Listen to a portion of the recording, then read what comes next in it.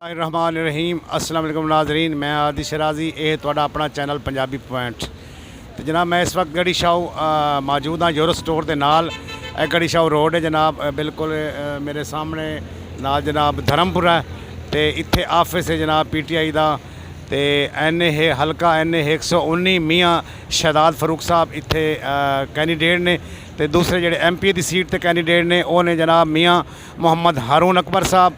तो इस तो इलावा जनाब PP 149 हाफिज़ ज़ीशान रशीद साहब ने ये जनाब इन्हों का इंतखाबी निशान हवाई जहाज़, इन्हों का इंतखाबी निशान है जनाब रैकट। तो ये जनाब इमरान खान साहब की तस्वीर लगी हुई है। बड़े अरसे तो बाद अज वेख्या असी लाहौर के PTI का जोड़ा दफ्तर है खुला जनाब इस वक्त, क्योंकि जुल्म व तशद्दद जोड़े हो रहे सन। जदों कोई दफ्तर खुलता सी वो जनाब पुलिस वाले आ जाते सन तो पकड़ करते उरा परा। तो तुहानूं पता है तुहाडे सामने गल्लां कोई लुकियां तो नहीं है ना। मियाँ आबाद फारूक साहब के भाई हैं जनाब मियाँ शहजाद फारूक साहब। तो वोट जोड़ा इन्हों का इंतखाबी निशान जोड़ा 3 पहियों वाली साइकिल है तुहाडे सामने जनाब 3 पहियों वाली साइकिल। इस पर मोहर लानी है तुसीं तो इंशाअल्लाह इन्होंने कामयाब बनाना है। तो दूसरे नंबर पर जनाब हैं मियाँ मोहम्मद हारून अकबर साहब, इन्हों का इंतखाबी निशान रैकट है। तो ये PTI की तरफ इन्हों तो जनाब मोहर लावनी तो इन्होंने भी कामयाब करना इंशाअल्लाह। अगे आ गए जी PP 149 ज़ीशान रशीद साहब ने, इन्हों का इंतखाबी निशान है हवाई जहाज़। इन्हों से जनाब मोहर ला के इंशाअल्लाह ताला इन्होंने तुसीं कामयाब बनाना। जनाब मियाँ आबाद फारूक साहब के भाई ने। तो आओ जी अंदर थोड़े देर तुहानूं मनाजिर विखाने हैं। दफ्तर है खुला इन्हों का। ये नाल यूरो स्टोर है, और सामने यूरो स्टोर तो नज़र आ रही है। यूरो स्टोर के नाल बिल्कुल ऑफिस है PTI का। तो बड़ी खुशी महसूस हुई है जनाब, बड़े अरसे तो बाद PTI का दफ्तर खुला है जनाब। अंदर के मनाजिर तुहानूं विखाने हैं। आवाम माशाअल्लाह इत्थे इकट्ठी हो गई है। तो इंशाअल्लाह ताला उम्मीद करना है वोट ही लोग इन्होंने देंगे तो कुछ लोगों नाल गल भी करांगे। सामने जनाब लोग बैठे ने, सारे PTI के लोग बैठे ने।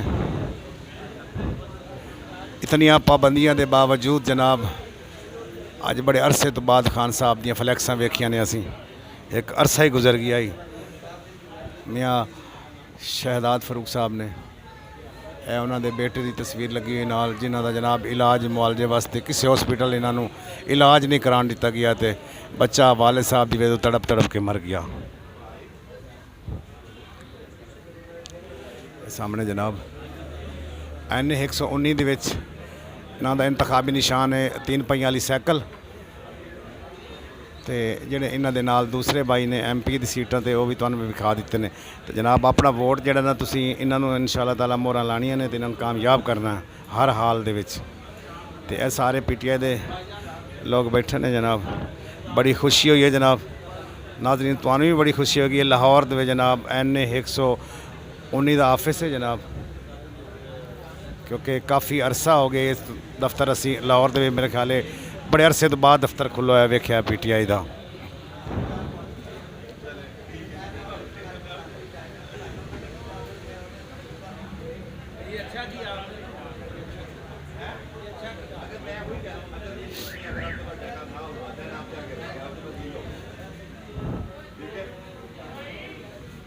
सारे PTI के लोग ने।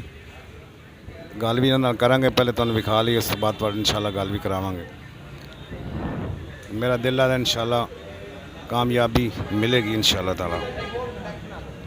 नाज़रीन तुहानूं भी खुशी होगी जेड़े जेड़े वीडियो वेखोगे, सानूं भी अंदरूनी तौर पर खुशी हुई तो असीं वीडियो बनाने वास्ते आए हैं स्पैशल। इत्थे जनाब मियाँ शहजाद फरूक साहब MNA का इलैक्शन लड़ रहे हैं NA 119। इन्हों का इंतखाबी निशान है 3 पहियों वाली साइकिल। तो इन्हों के जोड़े नाल दूसरे लड़ रहे हैं इलैक्शन PP, वो भी तुहानूं मैं विखाना बाहर जाके मजीद होर ही विखा देना तुहानूं। तो जनाब वाला थोड़ी जी गल करांगे इन्हां नाल। इंशाअल्लाह खान साहब भी जल्दी बाहर आएंगे। तो मैं दुआ मंगना, तुसीं आमीन आखनी है, सारे कमेंट से आमीन लिखना है जनाब। मैं दुआ करना अल्लाह ताला इमरान खान साहब ने जल्दी बाहर लाया वे, इमरान खान जल्दी रिहाई देवे। अल्लाह ताला वापस उन्होंने लाया तो वज़ीर आज़म की सीट पर इंशाअल्लाह दोबारा लाया तो पाकिस्तान तरक्की की राह गामजन करें। खान साहब इंशाअल्लाह ताला आएंगे। असा हमेशा खान साहब वास्ते दुआ करने, अल्लाह ताला खान साहब को कामयाबी और कामरानी अता फरमावन।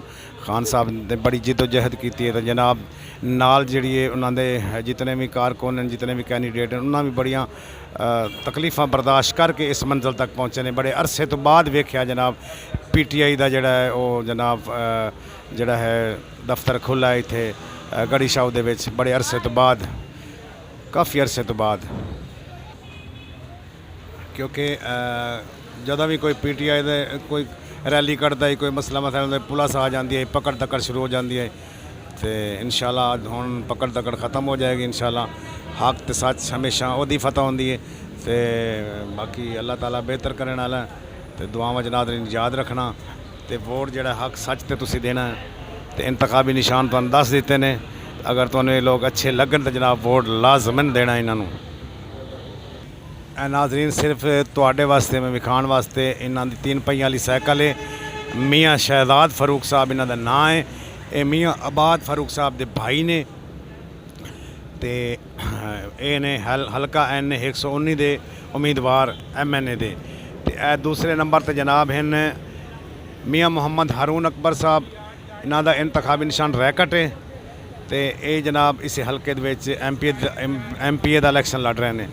दूसरे नंबर तीसरे नंबर तो जनाब ने PP 149 ये जनाब ज़ीशान रशीद साहब ने इन्हों का जोड़ा है ना इंतखाबी निशान हवाई जहाज़ है। तो नाज़रीन तुहानू मैं इन्हों के निशानात ही दस दिते ने। बाकी सारी मालूमात ही दे दी है। तो वोट जोड़ा हक सच ते तुसीं देना है। तो मेरा ख्याल है वोट तो इन्हों का ही हक बनता है क्योंकि मजलूम पार्टी इस वक्त। खान साहब तो इलावा इस पाकिस्तान ਨੂੰ ਹੋਰ ਕੋਈ ਤਰੱਕੀ ਦੀ ਰਾਹ ਨਹੀਂ ਗਾਮਜ਼ਨ ਕਰ ਸਕਦਾ ਕਿਉਂਕਿ ਲੀਡਰ ਹਮੇਸ਼ਾ ਉਹੀ ਹੁੰਦਾ ਜਿਹੜਾ तमाम ਲੋਕਾਂ ਨੂੰ ਮੁਤਫਿਕ ਰੱਖੇ। ਤੇ ਅਸੀਂ ਜਨਾਬ ਇਹ ਮਨਾਜ਼ਰ ਜਿਹੜਾ ਨਾ ਵੇਖੇ ਨੇ ਦੂਸਰੇ ਦੇ ਵਿੱਚ ਜ਼ਮਾਨ ਪਾਰਕ ਦੇ ਵਿੱਚ ਜਦੋਂ ਈਦ ਆਈ ਨਾ ਅਸੀਂ ਕੋਲੂ ਆਸੀ ਉਸ ਟਾਈਮ ਮੈਂ ਆਪਣਾ ਅੱਖਾਂ ਦਾ ਵੇਖਿਆ ਵਾਕਿਆ जनाब वाला खान साहब की क्यादत तमाम उम्मत मुसलमान जितने भी लोग सन पाकिस्तान के जितने भी मुसलमान सन किसी फिरके नाल तल्लक रखते सन शिया सी सुन्नी आए वाबी आए दियोबंदी आए तमाम मज़ाहिब ने जनाब एक जगह पर खलो के नमाज़ पढ़ी है। तो ये सिर्फ इमरान खान साहब की क्यादत जनाब वाला पढ़ी गई है। तो इमरान खान साहब वाहिद लीडर हैं जोड़े इस कौम को मुतफिक कर सकते हैं, इस कौम के इतफाक ही पैदा करा सकते हैं और पाकिस्तान तरक्की की राह पर गामजन कर सकते हैं। तो साड़ी जनाब वाला जोड़े बड़े ताकतवर हल्के ने उन्होंने रिक्वेस्ट है जनाब वाला कौम को फैसला करन दियो। कौम जिन्हों चाहेगी अगे लाएगी उसे इकतदार मिलना चाहिए। कौम हमेशा जी है ना अपने फैसले खुद करे तो पाकिस्तान तब भी तरक्की करेगा जदों कौम नूं जनाब वाला फैसले करने का हक मिलेगा। इस दफ़ा सिर्फ ना कौम नूं हक करन फैसले करने का हक मिलना चाहिए क्योंकि काफ़ी अरसा जड़ा ना वेख्या असी निज़ाम हुण जड़ा नवाज शरीफ साहब आया छोड़ के खुद गया असी किसी आवाम तो नहीं ना बजाया उन्होंने 4 साल बाहर रह के इलाज का बहाना बना के 50 रुपए का स्टाम जनाब वाला लिख के दे के हाई कोर्ट में तो चला गया। तो उस बाद खुद आया तो हुण आके अपनी हाल दवाइयाँ पा रही है तो लोगों नज़र नहीं आ रहा। आवाम भाईजान वेख रही है, आवाम सुती हुई नहीं है, आवाम सब कुछ देख रही है। पाकिस्तान जनाब जिंदाबाद, पाक फ़ौज पाइंदाबाद, इमरान खान साहब जिंदाबाद। अल्लाह हाफिज़। दिली तौर पर बड़ी खुशी हुई है जनाब PTI का ऑफिस वेख के। अल्लाह ताला हमेशा पाकिस्तान को कायम दायम रखे। अल्लाह ताला खान साहब को लंबी ज़िंदगी अता फरमावे। अल्लाह ताला हम सब दा हम नासिर होवे। पाकिस्तान जिंदाबाद।